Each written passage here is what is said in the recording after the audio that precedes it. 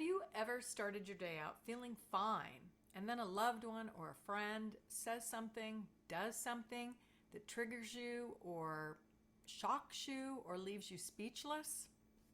Hi, I'm Sherry Nichols, and I want to welcome you to Divine Awakenings. This is our renewal of thought live training every Thursday. So that's what happened to me. Earlier this year, a longtime friend did something that was totally unexpected, and it really upended my life in a very big way. And at first I was shocked, truly shocked and speechless. And then it built into anger. And let me tell you, I've been doing this work for a very long time, and I was extremely grateful for my tools, and I use them. And I use them religiously, and you better believe I used them then. And they worked for a while. And then I would find myself at this tug of war where my mind would be, when something really is getting at you and your mind keeps pulling you back to it. You feel good for a while, and then your mind pulls you back to it. I call it the hokey pokey. You put your foot in, you're in peace for a bit, and then it gets pulled back out into that disruptive, toxic thinking, pulling you out of peace. And I'll be honest with you, it was quite the tug of war. And then one day, about a week later, I was on a hike that I loved to take and clearing my mind. And I came to the top of the hike, and there had always been this heart-shaped circle that someone had created in stone. But this particular day, somebody had put a cross made of stone as well in the center of that heart. And I will tell you, I had to do a double take. It was an epiphany for me. And I realized in seeing that beautiful symbol that God is always with me and God is always for me. And not just for me, for everybody. It was such a beautiful reminder. And it was especially significant because I had just hiked this particular path a few days earlier, and this was not there. So it was definitely meant for me to see, to be reminded that, that God's always there for you. And so it gave me the opportunity to ask myself a question, which was, am I committed to freedom? Which is the freedom of knowing that God is there and that I can let go of those toxic thoughts, let go, which are really part of the ego, right? When we are thinking anything other than thoughts of love. Or am I committed to suffering? And that was a real eye-opening moment, because if you're committed to suffering, I'll tell you what happens. If you're committed to suffering, you're letting outside results and outside circumstances control your attitude. And your attitude is composed of three things. It's composed of your thoughts, it's composed of your beliefs, and it's composed of your behaviors. And you will know if you are committed to freedom, on the other hand, if you are constantly studying you. What do I mean by that? So if you look at your triggers and you really want to move through your triggers, that means you are going to study you. You're going to get to know you. What causes you to have supportive thoughts? What causes you to have sabotaging thoughts? And this is about putting yourself around mentors because we all have our blind spots. It's about, and our mentors help us to get through those blind spots. It's about studying. It's about understanding who you are, really reflecting on who you are, taking responsibility for the emotions and thoughts that you're having and working through them, and being committed to getting back up, being committed to letting go. And I was really committed to letting go of that anger that I was carrying, because it doesn't feel good to be upset, does it? No, it feels terrible, and you're not hurting anyone but yourself. And so what I discovered is that it takes as much energy to commit to freedom as it does to commit to suffering. But first, you have to accept the idea of freedom. So I want you to write down right now, if you are really ready to commit to the life that you want, and are you ready to commit to a breakthrough, Are you ready to commit to a life of freedom? And this is important because what you are doing now truly has an impact on your future. So be clear and ask yourself, what do I really want? If I want this life of freedom, what do I really want?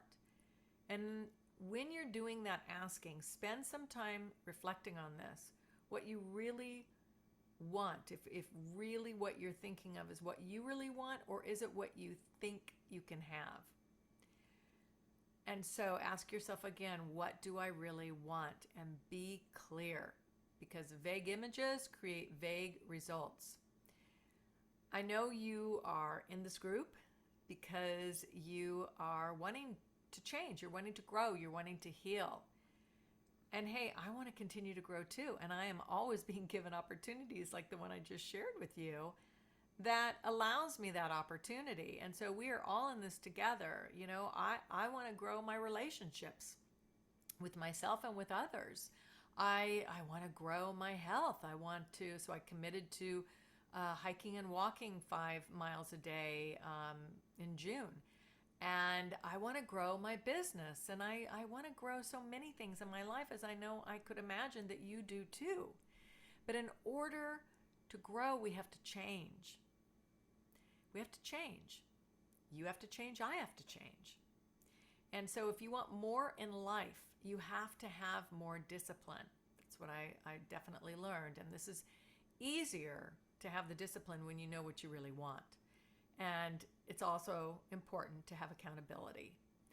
You know, it's not hard work, but it's not simple work either. It just is. So what is a paradigm? Because the things that we have to change are our paradigms. And let me explain to you what that is if you've never heard of that term.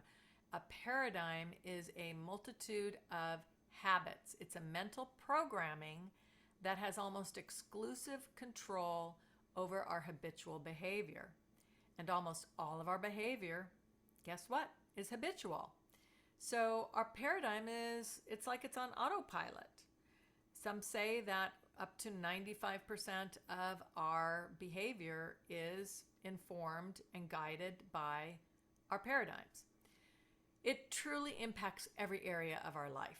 So right now, I'll just ask you, look at your relationships. You know, that's a paradigm. How much you can be loved, how worthy you feel. Look at your health. That's a paradigm. Look at your income. That's a paradigm. Look at your attitude. That's a paradigm. Look at what you expect. That's a paradigm. Truly, everything is a paradigm. Look at your confidence. That's a paradigm. Look at your feeling of self-worth. That's a paradigm. So some of our paradigms support us and some of them sabotage us. So we're mostly concerned with the ones that sabotage us, because our paradigms are what give us our foundation in life, and that's where we want to build from. So having said that, how do you change a paradigm, right? How do you change a paradigm? Well, there's a couple of ways that I know of. One is through coaching, through spaced repetition, and the other is through emotional impact. But guess what? You know, your paradigm is going to fight you. It doesn't want to change. It wants everything to stay status quo. And so, you know, we really that's why the discipline is so important, and why it requires consistency and discipline.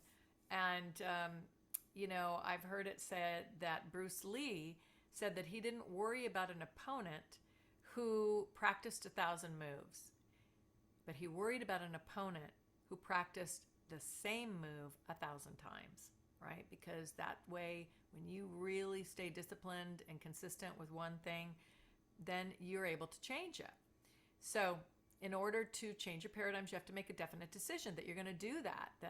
So I want you to say that to yourself right now. If you want to change something in your life, I really want you to say, I'm going to do this. I'm going to do this. And this is the life that I am going to create. I'm going to step out of my comfort zone and do this. You know, nothing amazing ever happens when we stay in our comfort zone. If you continually say that you want your life to change, you know, if you want to 10x your life, you want to take a quantum leap in something, you want to change the relationship, you want to really create a better relationship with yourself. You want to create more self-love. You want to create a different career. You know, if you find out that you're just really not happy, whatever it is that you want to change and create, if it is really about changing those paradigms, because if we don't do anything to change, then what happens is the paradigm ends up controlling our thinking, and then we just continue to get the same results over and over and over again.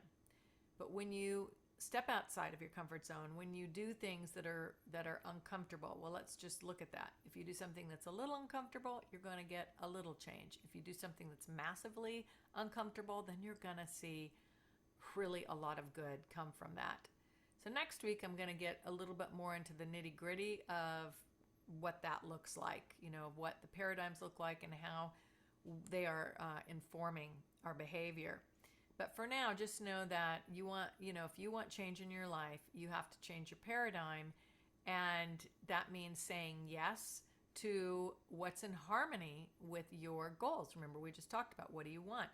So whenever you're faced with something during the day, saying yes if it's in harmony with your paradigm, and saying no if it's not, accepting or rejecting. And that takes great discipline. It takes you from being happy or not happy. It affects your relationships, it affects your health, it affects your income, it affects your career, it affects everything. So if you create a vision of the life you want and you stay true to it, really working in harmony with choosing the ideas that will really support it, right? And creating goals that align with it, then you're going to be able to see some change and you're going to be able to have the life that you desire. But if we're going to change our paradigm, we have to think and act like the person that we want to be, right? Think and act like the person we want to be. And I know some of you might think, well, what does that mean? When basically, you just want to think about what you want. And if you don't think about what you want to think about what you want. And if you don't know what you want, then you want to think about what you don't want. And then you'll know what you want. And then once you know what you want, then you have to think about, well, how does that person show up? That person that is living that life, how would she show up? And so you want to think about what that looks like, what your expectations are, what your personal standard is, and just really think, I'm only going to accept what I really want. And that is truly, your ticket to success. Remind yourself that you want to operate with only a positive attitude. And I want to share something in addition to this about positive attitude, because a lot of times people think, oh, I have a positive attitude.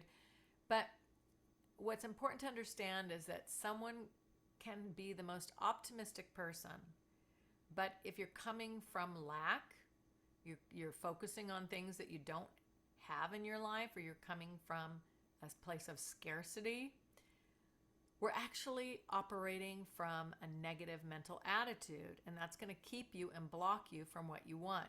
So think about what you want. Think about what your relationship is to whatever it is that your goal is, and how to achieve it, and the attitude that you're going to need to achieve it. Discipline starts in your mind. So it starts in your thinking.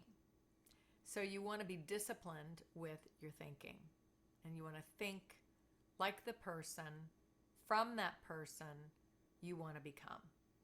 So you want to be the opposite of that person who's getting angry, or, maybe you're getting, it's okay to have emotion, but you want to be the opposite of the person that hangs on to that emotion and doesn't grow with it, or keeps ruminating on it and lets those toxic thoughts control them and their attitude and their results in life, right? So you want to think about, who is that person who is living that great life? How do they respond to triggers? How do they respond to their emotions when they're not favorable? What is the process that they use to work through it, to move through it so that they can get to the other side? And the truth is that you have the power to accomplish anything you want. You've actually already done something that's quite extraordinary. I know you have. All of you have. You're in this group. You've said yes to your healing, but think back on your life. I know there is something that you've done that is extraordinary. I know that. And so if you let your results dictate where you are in that place of commitment to the suffering, and you will not have altered your paradigm. No amount of knowledge is going to change your results. And as the paradigm changes, though, your life changes. So that's the good news. And again, there's two ways to change the paradigm: time, space, repetition, or that emotional impact, And so we want to create a new paradigm, and with that comes a new self-image, one of a confident woman, one of a woman of self-esteem, one of a woman who loves herself. And so we will wrap up our training today with the question again: are you committed to your freedom, or are you committed to your suffering? And if you want freedom and you want change, it's all in knowing that God is with you and He's for you, and changing, really committing and being disciplined in changing those paradigms that are sabotaging you, that are keeping you unhappy, that are keeping you angry, that are keeping you resentful, that are keeping you in a restrictive, constricted state. And knowing that we all have a choice. And so what choice will you choose? To be free or to suffer? And so my call to action for you in this training today is to know that thinking is the prequel to everything in your life. So do what you can to make your thoughts those of abundance, to use God's power to give you strength, to bring you joy, to free your soul.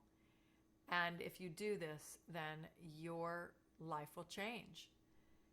And it requires repetition, it requires discipline, and it requires being able to see those blind spots. So if you want support with this, to identify your paradigms, to get rid of your paradigms, not get rid of them, but to change them up so that you can get rid of staying so bonded to anger and resentment and unforgiveness, set up a time to chat with me.